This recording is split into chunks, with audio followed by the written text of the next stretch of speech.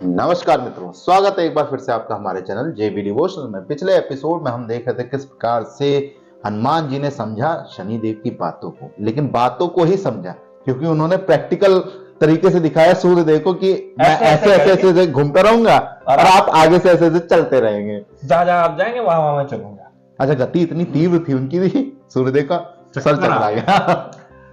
देखिए, अथक प्रयासों के बाद भी सूर्यदेव माने नहीं कि कोई ना कोई समस्या है जिसके कारण वो हनुमान जी को शिक्षा नहीं देना चाहते। क्या विशेष कारण है, यही पता लगाना अब शनिदेव का कर्तव्य है प्राथमिक। वहीं दूसरी तरफ इंद्रदेव और देवी संज्ञा भी इसी पवित्र कार्य के लिए लगे हुए हैं कि किसी प्रकार से सूर्यदेव गुरु बनने के लिए तैयार। उन्होंने कार्यभार ले लिया भाई, शनिदेव से ना हो पाएगा। अब जिस काम में इंद्रदेव हाथ डाल दें वो कार्य संपूर्ण ना हो ही नहीं सकता। भले उसके बाद रिजल्ट कुछ और आ जाए, लेकिन कार्य पूरा होता है, उनके फेवर में नहीं जाता, उल्टा हो जाता है। तो चलिए, फिलहाल जैसा नियति चाहती है और जैसा ये सीरियल चाहता है वो देखने के लिए हमें चलना पड़ेगा। एपिसोड में शुरू करते हैं एपिसोड 186 पार्ट 1। मैं नहीं जानता कि हनुमान को मुझसे शिक्षा दिलाने में लाभ क्या है, परंतु मैं निर्णय ले चुका हूं। निर्णय बदला जा सकता है देव, परंतु दिया हुआ वचन नहीं तोड़ा जा सकता। और मैं देवी अंजनी को वचन दे चुका हूं। दोनों दो धारी तलवार की भांति है इंद्रदेव। मैं अब तक नहीं भूला हूं कि आप दोनों ने मिलकर सूर्यलोक में क्या खेल खेले थे। क्षमा करने का यह अर्थ नहीं है कि मैंने आप दोनों के कर्म भुला दिए हैं, और आपके निवेदन पर तो मैं हनुमान को किसी भी मूल्य पर शिक्षा नहीं दूंगा। और मेरे कर्म और चयन के विषय में आपका क्या मत है सूर्यदेव? इस बार मैं देवी संज्ञा और देवराज दोनों से सहमत हूं। आपका प्रकाश पाना हर जीव का अधिकार है, और आपकी शिक्षा का प्रकाश पाना हर बालक का अधिकार है।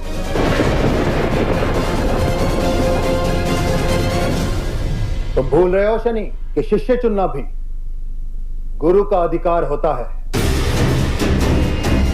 और तुम मेरे अधिकार क्षेत्र में हस्तक्षेप कर रहे हो। अवश्य आचार्य को यह अधिकार है, परंतु शिष्य को स्वीकार ना करने के पीछे एक उचित कारण होना आवश्यक है।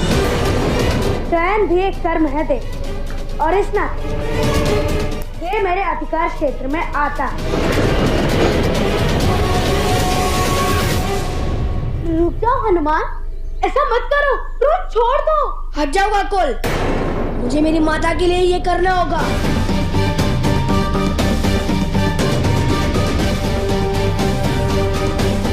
कितने प्रयास किए मैंने सूर्यदेव को मनाने के, परंतु उन्हें स्वीकार ही नहीं। ये बात मैं अपनी माता को नहीं बता सकता। सूर्यदेव ने मुझे शिष्य स्वीकार नहीं किया, इसीलिए मैं समस्त सूर्यलोक को उखाड़ कर अपनी माता के सामने प्रस्तुत कर दूंगा। फिर स्वयं सूर्यदेव ही मेरे माता को उत्तर देंगे क्यों मैं शिष्य के रूप में स्वीकार नहीं।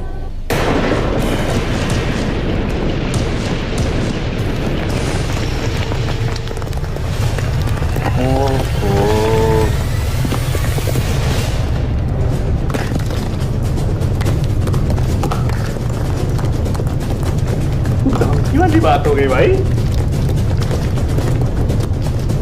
हनुमान,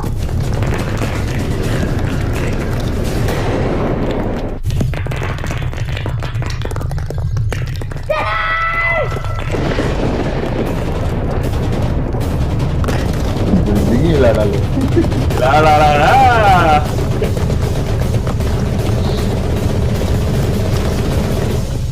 यदि इस भूचाल के पीछे हनुमान का हाथ, तो अब सूर्यदेव को समझाना असंभव होगा देवी।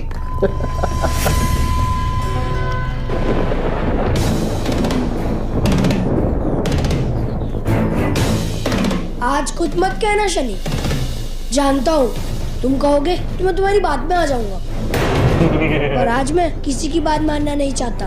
परंतु तुम ये तो बताओ कि तुम ये सब क्यों कर रहे हो? इस धरातल ने तुम्हारा क्या बिगाड़ा है? सूर्यलोक को मैं उखाड़ कर अपनी माता के सामने प्रस्तुत कर दूंगा, ताकि सूर्यदेव स्वयं उन्हें उत्तर दे सके कि क्यों उन्हें मैं शिष्य के रूप में अस्वीकार हूँ। मैं अपनी माता से दृष्टि मिलाकर नहीं कह सकता कि उनके पुत्र को एक और आचार्य ने शिक्षा देने से मना कर दिया। मैं तुम्हारी पीड़ा समझता हूँ हनुमान, परंतु तुम्हें भी मुझ पर विश्वास करना होगा। परंतु हनुमान ने जो किया उसके पश्चात भी तुम सूर्यदेव को कैसे मना पाओगे शनि? कभी कभी मनुष्यों के कर्मों से अधिक उस कर्म के पीछे का लक्ष्य बड़ा होता है काकोल। हनुमान ने जो अभी अभी करने का प्रयास किया तुम देख चुके हो शनि। या अब भी तुम चाहते हो कि मैं इस उद्दंड को शिक्षा दूं? जो हमारी इच्छा के विरुद्ध कार्य करे हम उसे उद्दंड समझ ही लेते हैं ना देव। फिर भी माना कि हनुमान उद्दंड है, परंतु उद्दंडता को दूर करने के लिए केवल एक ही मार्ग होता है, ज्ञान, अच्छी शिक्षा, अच्छे संस्कार, जो कि एक श्रेष्ठ आचार्य ही दे सकते हैं।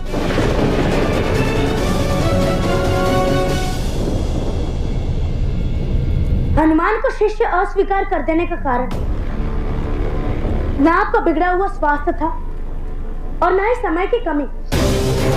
स्वास्थ्य आपका ठीक हो चुका है और समय का उपाय हनुमान आपको बता चुका है।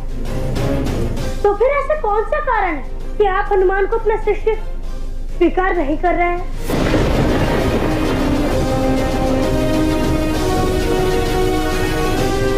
ठीक है, तो वास्तविक कारण मैं तुम्हें बताता हूं शनि। ठीक है। मैं हनुमान को वेद व्याकरण, ज्योतिष कल्प, छंद और निरुक्त का ज्ञान दे सकता हूं।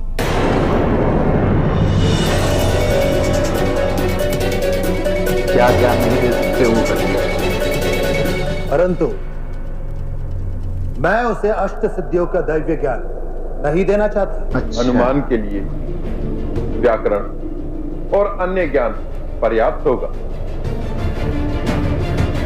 अष्ट सिद्धि से उसे क्या मिलेगा? हनुमान के लिए अष्ट सिद्धि होना आवश्यक है ब्रह्मदेव,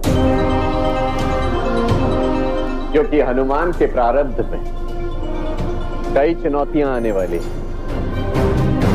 अष्ट सिद्धि नवनिधि दिखे दाता, असबरदीन जान की माता। तो ये कहां से मिला ये तो हमको पता है। ना दो कोई बात नहीं, मिल जाएगा। तो फिलहाल नहीं दे सकते तो कोई बात नहीं, किसी और से ले लेंगे। 10 रुपया दे, दूसरी दुकान से लेना है।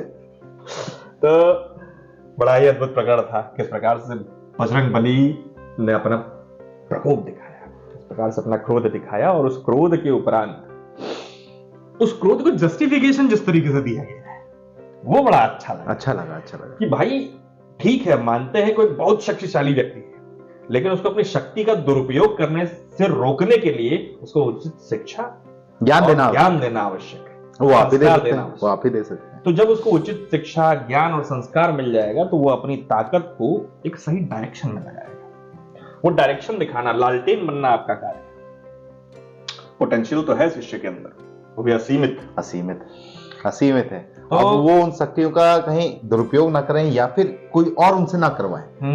इसके हेतु आपको उनको शिक्षा देनी होगी। लेकिन सूर्यदेव ने कहा कि मैं इनको कुछ ज्ञान दूंगा लेकिन कुछ नहीं दूंगा। चलिए फिलहाल देखते हैं, जो नहीं देंगे वो क्यों नहीं देंगे, और जो देंगे वो क्यों देंगे, और क्या जो नहीं देंगे वो कौन देगा। हाँ। फिलहाल क्या अष्ट सिद्धियां हनुमान जी को अभी प्राप्त हो जाएंगे वापस से सूर्यदेव से, किसी भी युक्ति से? क्योंकि कई ऐसे प्रकरण हैं जिसमें मुझे याद आ रहा है कि बजरंगबली की जो मुलाकात है उससे पहले ही वो चीजें उनको चाहिए। माता जानकी से जो उनकी मुलाकात है, जैसे कि वो जल को लांघने वाला, जलधि लांघ गए अचरज नाही। अच्छा, वो जलधि लांघ गए तो ठीक है, लेकिन जो वन में घुस करके उन्होंने पूरा वन तोड़ा था, तहस नहस किया था, और जो अति सूक्ष्म रूप में आए थे वो अष्ट सिद्धियों में ही आता है।